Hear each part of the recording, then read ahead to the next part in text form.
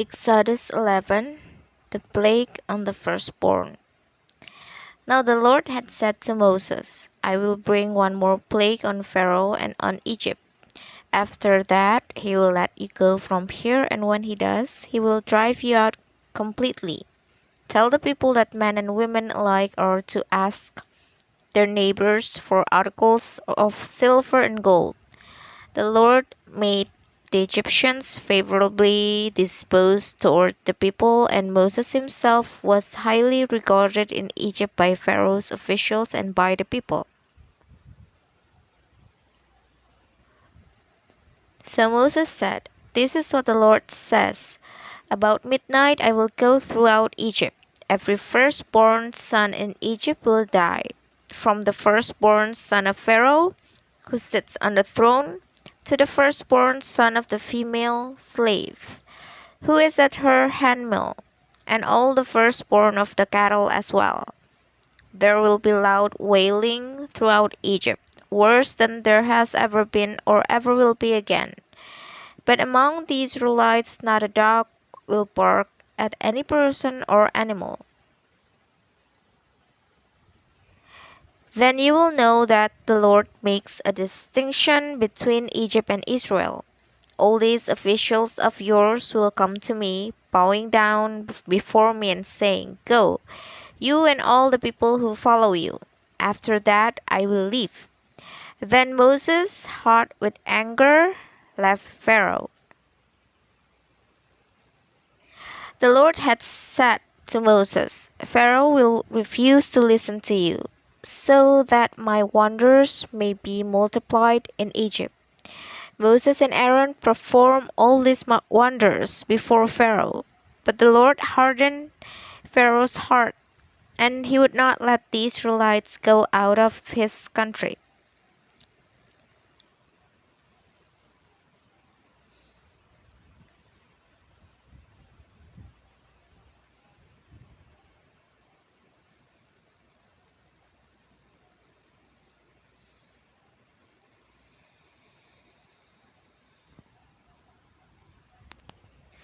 Exodus 12 The Passover and the Festival of Unleavened Bread.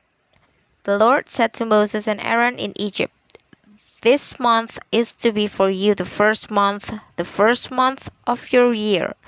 Tell the whole community of Israel that on the 10th day of this month, each man is to take a lamb for his family, one for each household. If any household is too small for a whole lamb, they must share one with their nearest neighbor, having taken into account the number of people there are. You are to determine the amount of lamb needed in accordance with what each person will eat. The animals you choose must be year-old males without defect, and you may take them from the sheep or the goats. Take care of them until the 14th day of the month, when all the members of the community of Israel must slaughter them at twilight. Then they are to take some of the blood and put it on the sides and tops of the door frames of the houses where they eat lambs.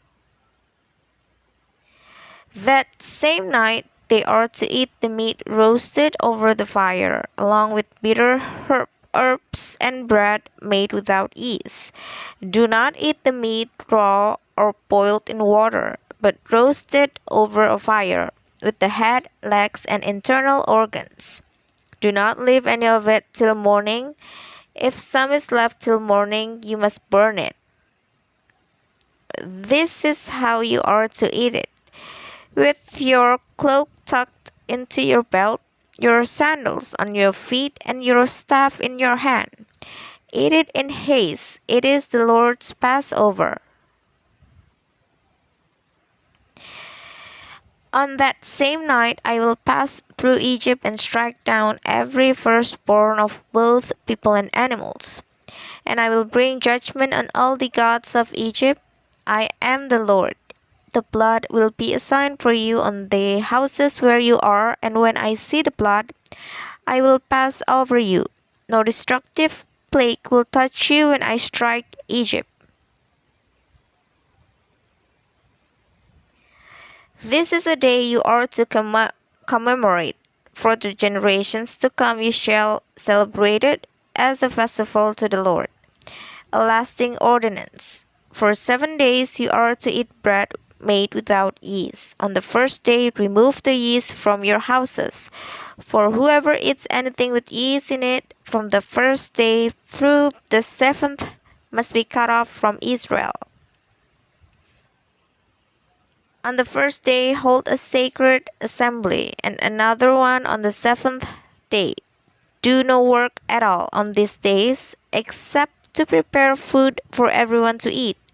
That is all you may do.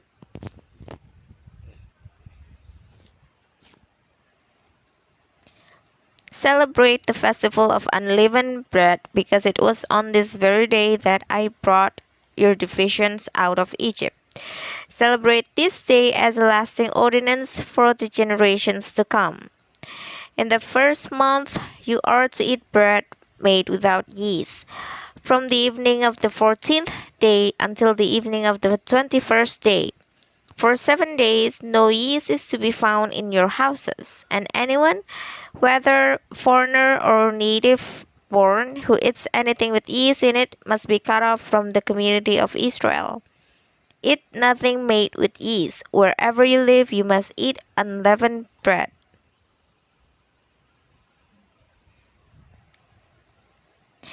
Then Moses summoned all the elders of Israel and said to them, Go at once and select the animals for your families and slaughter the Passover lamb. Take a bunch of hyssop, dip it into the blood in the basin, and put some of the blood on the top and on both sides of the door frame. None of you shall go out of the door of your house until morning. When the Lord goes through the land to strike down the Egyptians, he will see the blood on the top and sides of the door frame and will pass over that doorway, and he will not permit the destroyer to enter your houses and strike you down. Obey these instructions as a lasting ordinance for you and your descendants when you enter the land that the Lord will give you as he promised. Observe this ceremony, and when your children ask you, What does this ceremony mean to you? Then tell them, It is the Passover sacrifice to the Lord, who passed over the houses of the Israelites in Egypt and spared our homes when he struck down the Egyptians. Then the people bowed down and worshipped. The Israelites did just what the Lord commanded Moses and Aaron. At midnight the Lord struck down all the firstborn in Egypt, from the firstborn of Pharaoh, who sat on the throne, to the firstborn of the prisoner who was in the dungeon, and the firstborn of all the livestock as well.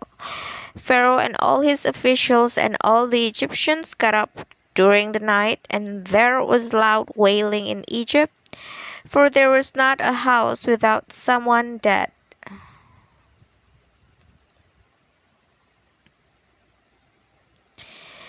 The Exodus.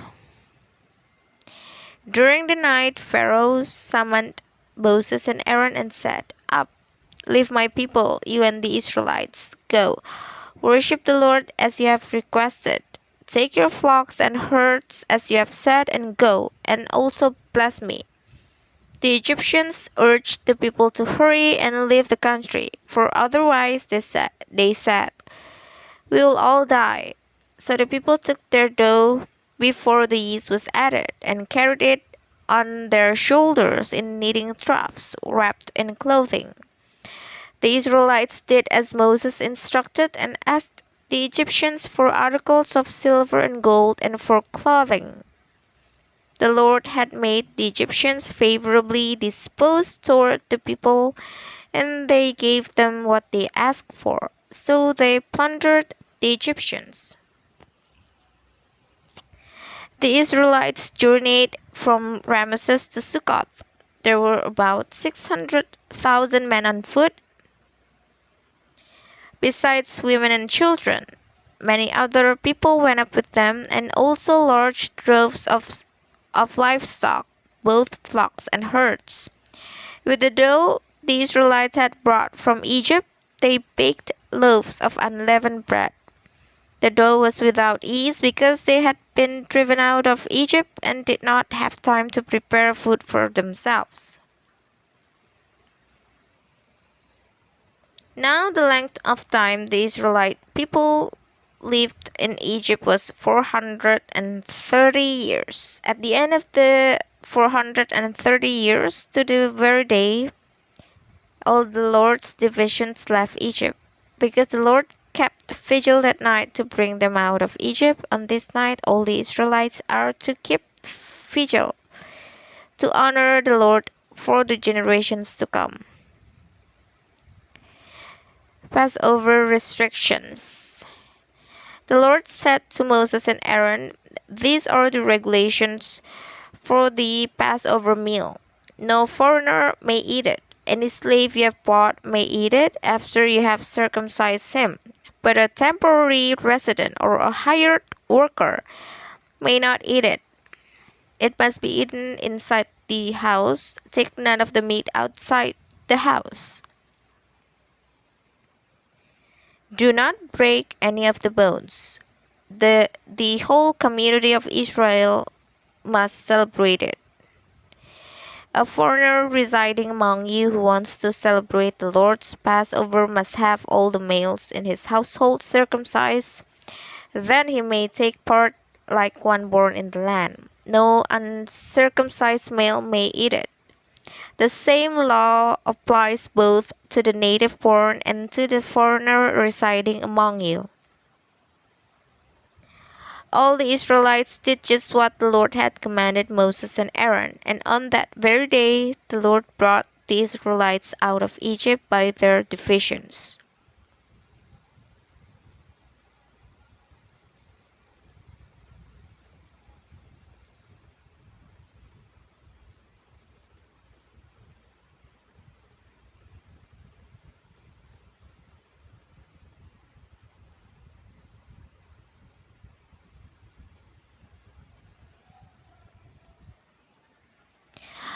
Exodus 13.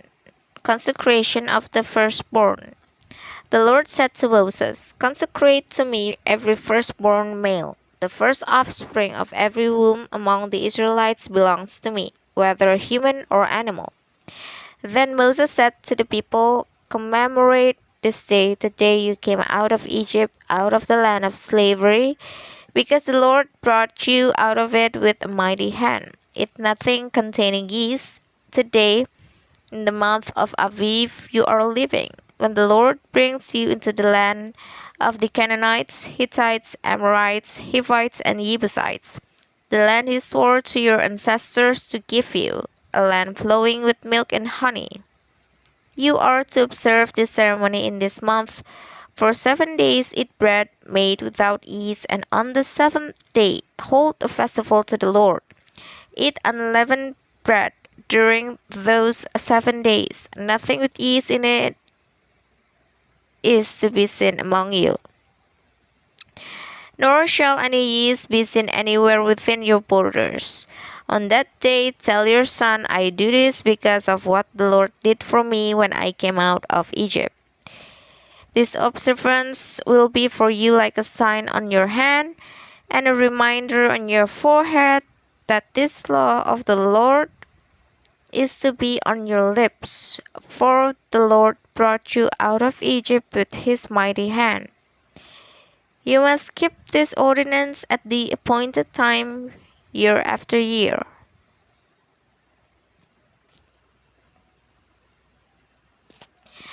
After the Lord brings you into the land of the Canaanites and gives it to you, as he promised an oath to you and your ancestors, you are to give over to the Lord the first offspring of every womb. All the firstborn males of your livestock belong to the Lord. Redeem with a lamb every firstborn donkey, but if you do not redeem it, break its neck. Redeem every firstborn among your sons. In days to come, when your son asks you, "What does this mean?" say to him, With a mighty hand the Lord brought us out of Egypt, out of the land of slavery. When Pharaoh stubbornly refused to let us go, the Lord killed the firstborn of both people and animals in Egypt. This is why I sacrifice to the Lord the first male offspring of every womb and redeem each of my firstborn sons.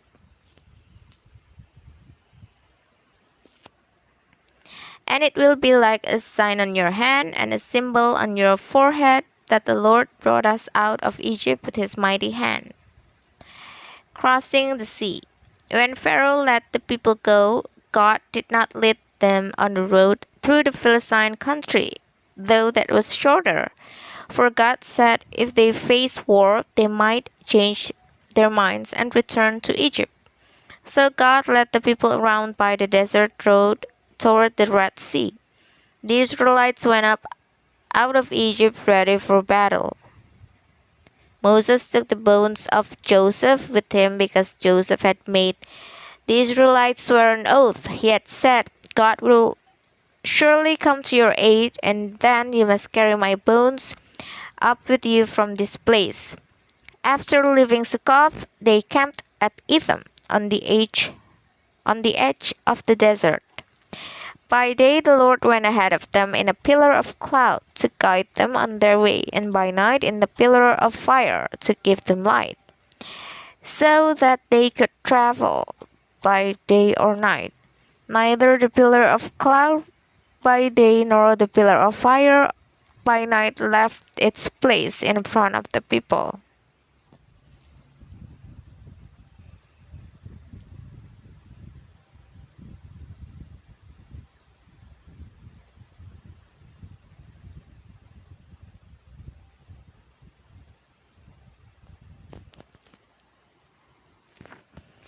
Exodus 14. Then the Lord said to Moses, Tell the Israelites to turn back and encamp near Pi-hahiroth, between Migdol and the sea. They are to encamp by the sea directly opposite Baal-zephon. Pharaoh will think the Israelites are wandering around the land in confusion, hemmed in by the desert, and I will harden Pharaoh's heart, and he will pursue them. But I will gain glory for myself through Pharaoh and all his army, and the Egyptians will know that I am the Lord. So the Israelites did this. When the king of Egypt was told that the people had fled, Pharaoh and his officials changed their minds about them and said, What have we done? We have let the Israelites go and have lost their services. So he had his chariot made ready and took his army with him. He took 600 of the best chariots along with all the other chariots of Egypt, with officers over all of them. The Lord hardened the heart of Pharaoh, king of Egypt, so that he pursued the Israelites who were marching out boldly. The Egyptians, all Pharaoh's horses and chariots, horsemen and troops, pursued the Israelites and overtook them as they camped by the sea near Pi-hahiroth, opposite Baal-zephon. As Pharaoh approached, the Israelites looked up, and there were the Egyptians marching after them. They were terrified and cried out to the Lord. They said to Moses, Was it because there were no graves in Egypt that you brought us to the desert to die? What have you done to us by bringing us out of Egypt? Didn't we say to you in Egypt, Leave us alone, let us serve the Egyptians? It would have been better for us to serve the Egyptians than to die in the desert.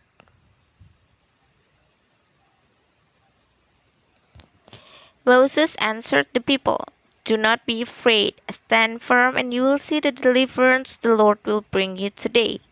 The Egyptians you see today you will never see again. The Lord will fight for you. You need only to be still. Then the Lord said to Moses, Why are you crying out to me? Tell the Israelites to move on. Raise your staff and stretch out your hand over the sea to divide the water so that the Israelites can go through the sea on dry ground. I will harden the hearts of the Egyptians so that they will go in after them. and I will gain glory through Pharaoh and all his army, through his chariots and his horsemen. The Egyptians will know that I am the Lord when I gain glory through Pharaoh, his chariots, and his horsemen."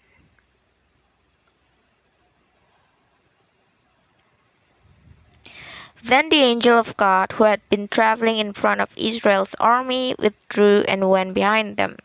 The pillar of cloud also moved from in front and stood behind them, coming between the armies of Egypt and Israel. Throughout the night the cloud brought darkness to the one side and light to the other side, so neither went near the other all night long. Then Moses stretched out his hand over the sea, and all that night the Lord drove the sea back with a strong east wind and turned it into dry land. The waters were divided, and the Israelites went through the sea on dry ground, with a wall of water on their right and on their left. The Egyptians pursued them, and all Pharaoh's horses and chariots and horsemen followed them into the sea.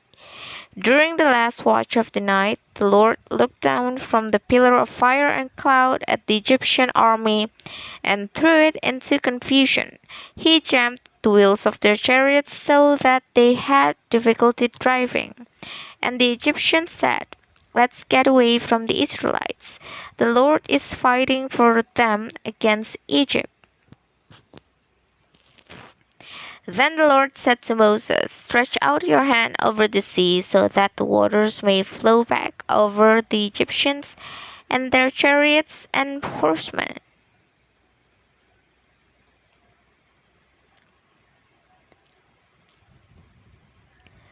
Moses stretched out his hand over the sea, and at daybreak the sea went back to its place. The Egyptians were fleeing toward it, and the Lord swept them into the sea. The water flowed back and covered the chariots and horsemen, the entire army of Pharaoh that had followed the Israelites into the sea. Not one of them survived.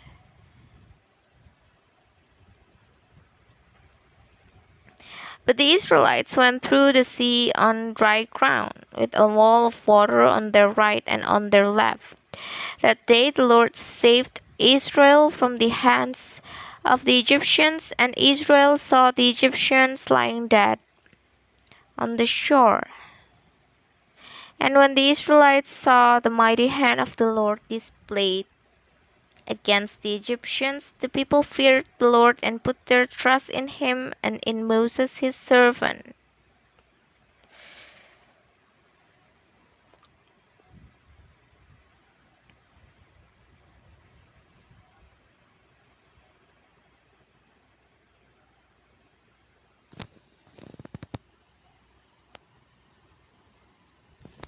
Exodus 15.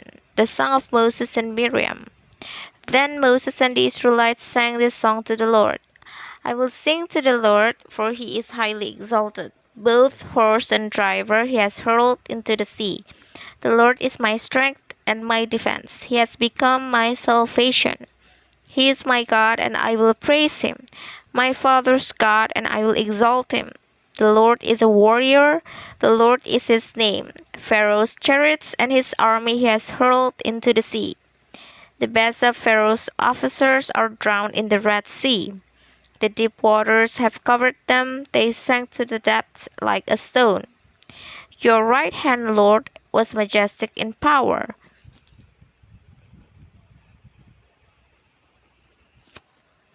Your right hand, Lord, shattered the enemy. In the greatness of your majesty, you threw down those who oppose you.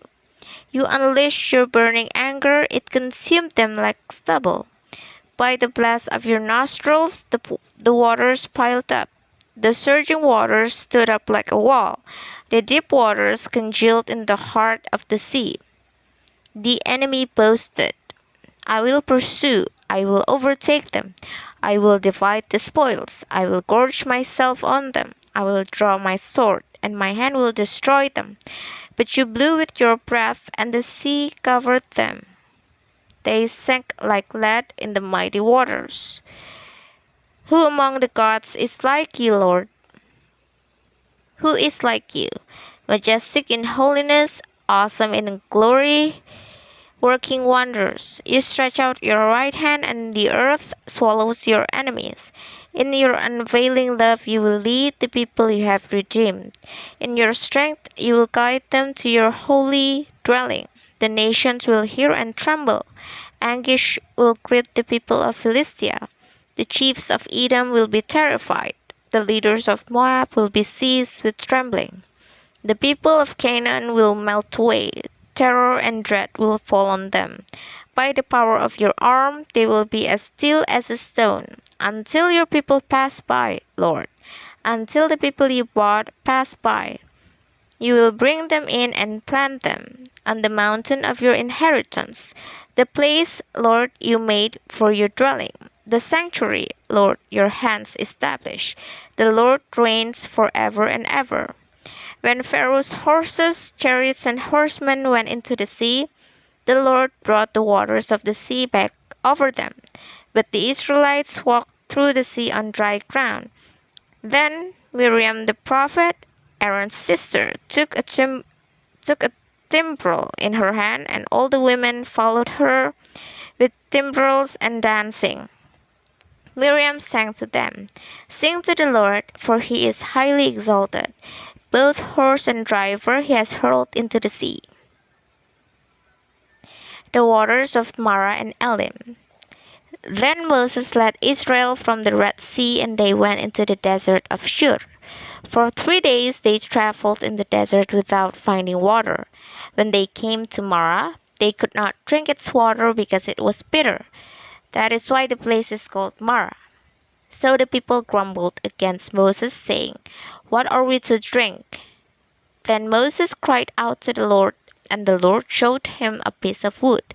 He threw it into the water, and the water became fit to drink. There the Lord issued a ruling and instruction for them and put them to the test. He said, "If you listen carefully to the Lord your God and do what is right in his eyes, if you pay attention to his commands and keep all his decrees, I will not bring on you any of the disease I will brought I brought on the Egyptians, for I am the Lord who heals you." Then they came to Elim, where there were 12 springs and 70 palm trees, and they camped there near the water.